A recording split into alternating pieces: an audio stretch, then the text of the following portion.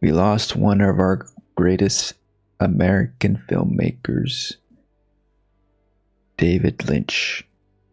He's a singular artist, perhaps the premier surrealist of American cinema, right? His name has become an adjective. He was definitely formative for me. Back in my adolescence, he was one of the first filmmakers to inspire me to make my own movies, to discuss and analyze movies in a deeper way, to see cinema as something deeper, an actual art form that can explore our imaginations more than just entertain us.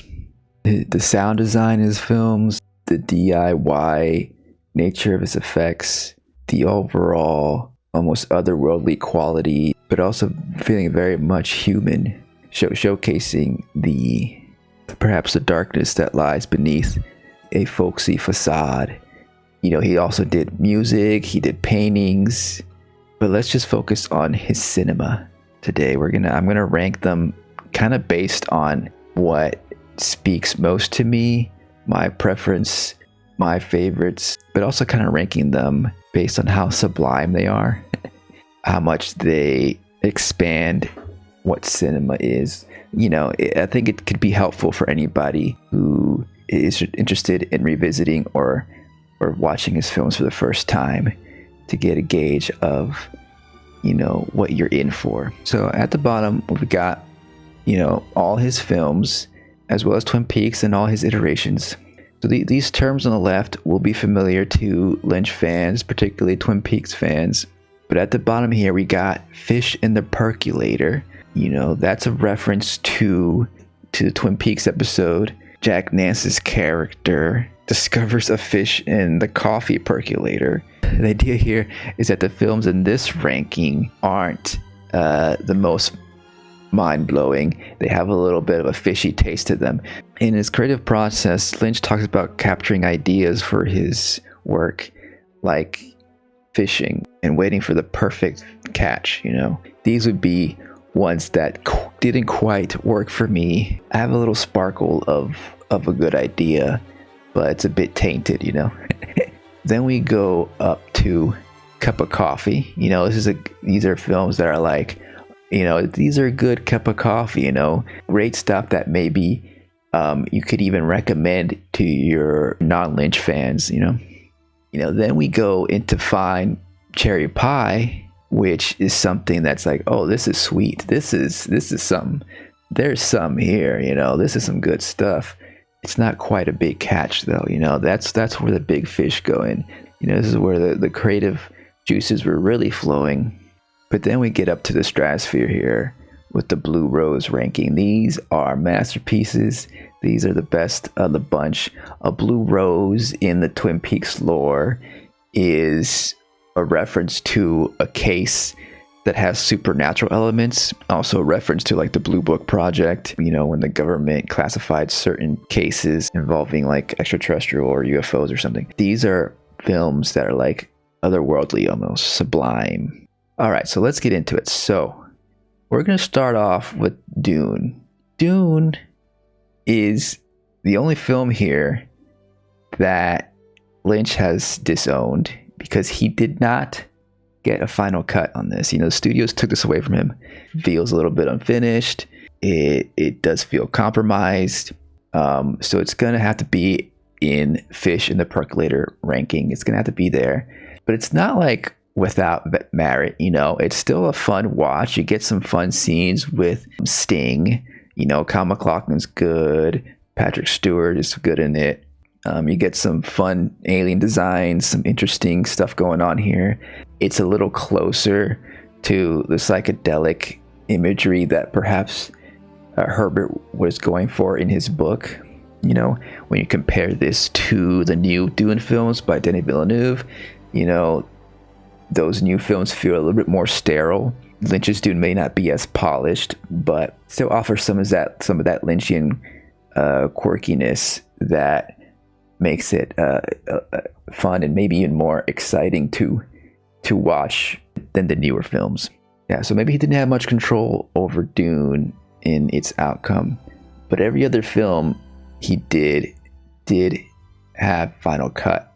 But but maybe that's not always a good thing, because then you get movies like Inland Empire. This is maybe an example of like maybe Lynch going a little bit overboard within his own imagination. This is his last major film, and it was a moment where he decided to switch to digital filmmaking with digital cameras. But it was at the moment where digital cameras were really bad. They just looked like crap. And so it just like aesthetically, it's a really hard watch to get to this film. It has some good performances from Laura Dern, an actress who's kind of like lost between reality and fiction. But this is one of his more incoherent projects, even maybe one of his most experimental as well. The pacing is all over the place, and it's just so unpleasant to watch, partly because of the subject matter, but also because of just technically the camera. It's like super low res, it's grainy, not in the film grain way, but like in the like the digital noise of the camera. It feels like more of an art project for a museum than a film. It's hard for me to fall into the world because it just feels like there's an artifice between me and the screen. I can give him some props for doing something different, than his usual stuff, trying something new, trying new technology. But at the end of the day, it just didn't fall into place. I tried even rewatching a little bit last night. It was a difficult watch. Probably the most challenging of his films to watch, really. It doesn't have that mesmerizing quality that his other films do, like his first film, Eraserhead. Eraserhead, that you could say also one of his most experimental films. But the imagery, the editing of it could feel disorienting, but it's always interesting to look at. There's always something interesting there, whether it's a practical effect, or a weird character or something. There's something going on screen that's always captivating. It's probably the go-to film when you think about what a David Lynch film looks like. Depending on my mood, this could be a Blue Rose film, but I'm gonna put it in Big Fish because this is still him working out his style. It's not quite as polished as his later stuff, of course, but if you're just starting with Lynch and you want to go in cold, this is probably the best to start with. If you want to go a little bit more cerebral and really get lost in the story, Lost Highway is another good place to go. This one I would put in Find Cherry Pie. Out of all the Lynch films, I think it's probably the one I have to revisit most, because I think this might be his most incoherent story. It's very much a dream logic narrative where characters shift to different actors. It's hard to follow what exactly is going on, but it's within this moody, dark atmosphere that keeps you engaged still. Unlike Inland Empire, which I think like your mind may wander easily and you might become disinterested, if you're into the Lynch vibe, even though you may not understand what's going on exactly, you can still get lost in the world. It is called Lost Highway. So, there's some interesting story elements to it, interesting themes, about marital abuse and Patricia Arquette's character overcoming that. It was a big challenge for her to do this film. And actually, I do recommend watching Maggie Mayfish's video about comparing Lost Highway with The Shining, comparing really Kubrick and Lynch's filmmaking techniques, really, and how you don't need to be an asshole director to get a good performance out of your actors, and how Lynch is more a collaborative filmmaker with his actors than Kubrick, who was more authoritarian, really, wanting to get some real suffering on screen versus letting the actors find that suffering for themselves.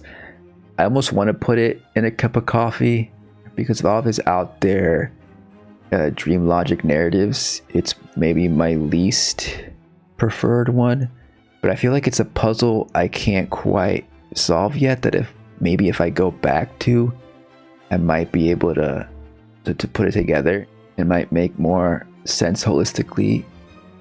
If you're not into really trying to solve a puzzle, don't want to get lost in dream logic, then the straight story is what you gotta watch. Because this is Lynch basically doing a straight story. This is the most standard drama. Nothing weird really happens in this movie. I think it was produced by Disney, and it's just a story of this older man who wants to go visit his dying brother, but he doesn't have a driver's license, so he uses his tractor. It's basically a road trip thing, but it's moving, has very grounded and realistic performances. It's almost like Lynch had to get like a regular movie out of his system, before he can go back to his weird stuff. It's a good cup of coffee, along with The Elephant Man, which is the film he made after Eraserhead. This one is more of a standard drama about a man who's disfigured. There's still an eerie element to it, the idea of feeling alienated from the world, because you're seen as different or monstrous. Touching movie, sad movie. It's a film that has received the most award nominations, the most lauded, with the Academy. But, a good cup of coffee, maybe even a better cup of coffee than a straight story. But it's not to say that all of his out there movies are dreary or depressing or put you in the bad mood. Lynch also made Wild at Heart, which I think has that Lynchian editing, has those Lynchian surreal moments in it, but overall is kind of like a hopeful, uplifting movie still. It's probably one of the most fun watches of all of his movies. Cage is playing almost like an Elvis impersonator. Him and Laura Dern are in love, and they're on the run because Laura Dern's character's mother sends out some assassins to kill Nicolas Cage's character. There's like musical elements. There's a great performance from Willem Dafoe in there, like him in the stocking mask. It's like seared into my mind, that image. It's got like Wizard of Oz references in it. It's a good time. It's a fine cherry pie. But right before he made Wild at Heart, David Lynch decided to take on TV. And that's when Lynch became a household name.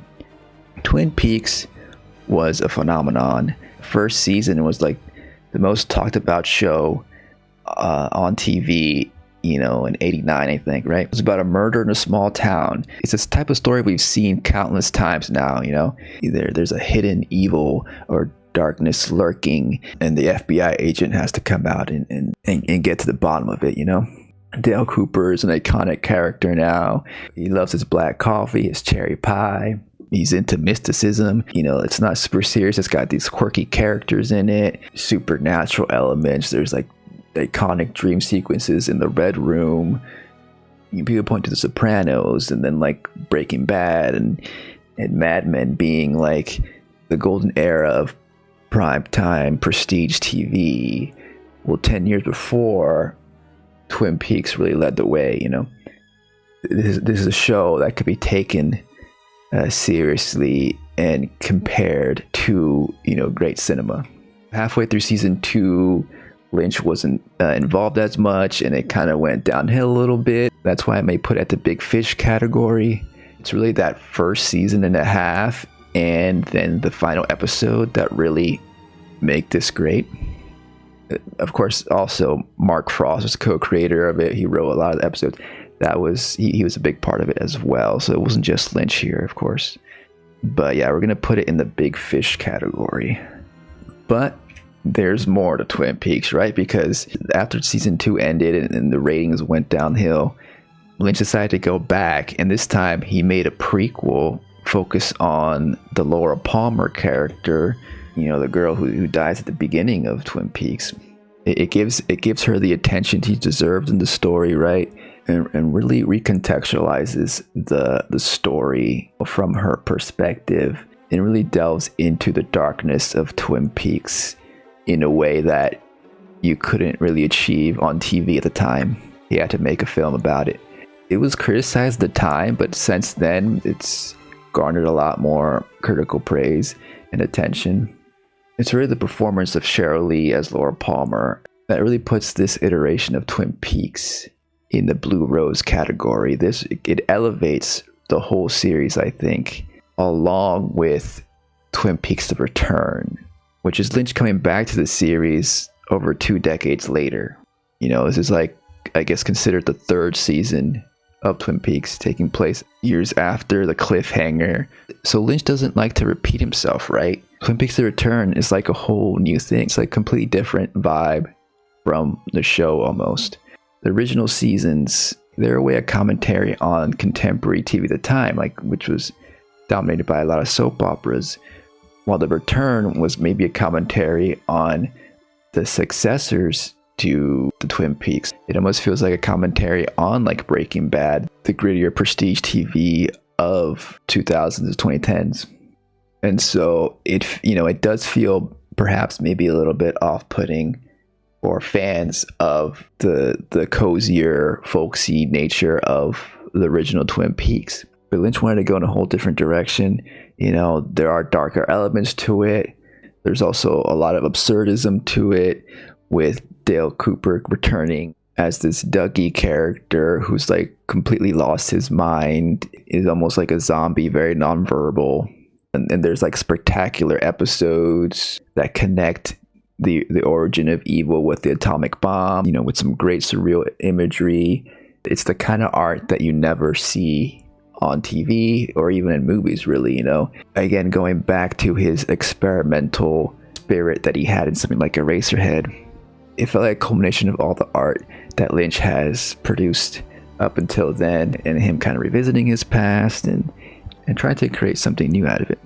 At the time, I felt a little bit mixed on it, especially the ending. But as it ruminated in my mind over the years, it really works, and it really, again, elevates the whole Twin Peaks story to this greater otherworldly place.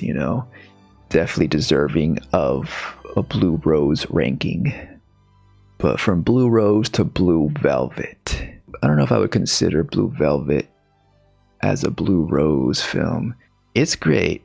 It's one of his top films. Definitely one of his most celebrated films. The one that probably, really put him on the map as one of the great auteurs of our generation. The opening sequence, of the white picket fence, it zooms into the grass and you see all these bugs crawling around. It's the epitome of the idea that this American dream is a facade, and there's always some evil lurking in the background. A great neo-noir movie. Another great performance by Isabella Rossellini. Dennis Hopper is an amazing villain here. Kyle MacLachlan and Laura Dern, of course, are in there. Sequence with the Roy Orbison music, that Sandman song, and then Dennis Hopper. And it has that cut where he disappears for a second. That old scene is indelible. But it's a story that's also comparatively accessible compared to his other stuff, right? The Big Fish category, I think, is a good place to start if you're worried about being a little bit too confused or off-put by some of the Lynch eccentricities, but then still want some of those eerie vibes. And I think Blue Velvet fits really good in this section here. And at last, we get to Mulholland Drive. And yeah, this one is my favorite. This is definitely a Blue Rose. This is Lynch at his best. Not only is it just a great looking movie, aesthetically, it's shot on film. It's a story that's immediately captivating about Naomi Watts' character trying to make it in Hollywood. But then the story gets weirder and weirder. But then there's little clues here and there that spark an idea, oh wait, maybe this is happening. And then suddenly the whole narrative changes, and then it becomes a different movie, but it becomes even more fascinating. It flows really well, and by the end you can mostly make sense of it, and then you can do a rewatch and then read about it and analyze it, and the pieces do fit together. And it feels like his just most polished movie out of all his works here. It has compelling mystery, a compelling romance aspect to it. It's the gayest of his films. And yeah, there's a bit of some male gaze in there, but as a whole, it all really works as a commentary on Hollywood in general, while being a challenging but captivating film to watch, bolstered by an amazing performance by Naomi Watts. If you've never seen a Lynch film, and want to get a good understanding of his whole filmography, and you can only watch one, it has to be Mulholland Drive. If that piques your interest, maybe then go to Eraserhead and Twin Peaks and go from there. That's my recommendation. No artist is perfect, of course. He does tend to work with a lot of the same actors. There is a lack of diversity in his casting. He's very much a successor of Hitchcock in that he is in love with like the blonde archetype. So you see that a lot in his movies. He comes from a very folksy Americana perspective that can come across as a little bit dated, but his filmography has so much to offer in regards to just the surrealism, his bold narrative choices, the striking images he conjures. Out of all the auteur filmmakers in the last century, he's probably the best one, of that older generation. And so, of course, he's been super influential. And I think, there's a lot of filmmakers now, a lot of artists who are taking that inspiration and are using that to fuel their own works, to create their own mark. It feels like an end of an era, but there's a lot of promise in the future, too. Filmmakers like, the Safdie brothers and Nathan Fielder, particularly with the show The Curse, I think, are continuing where Lynch left off, expanding the form of TV and cinema. Directors like Jane Schwanburn, with their film I Saw a TV Glow, the mood and the imagery in that film, I think, is following in the footsteps of Lynch and marking their own footprints in the cinematic landscape there, with their own unique take. So yeah. So what do you think? What are your favorite David Lynch films / TV series? He only really did Twin Peaks. He did a pilot of another show on the air, I think, but that never went into full production. I'll see you next time. Under the moonlight. Bye bye.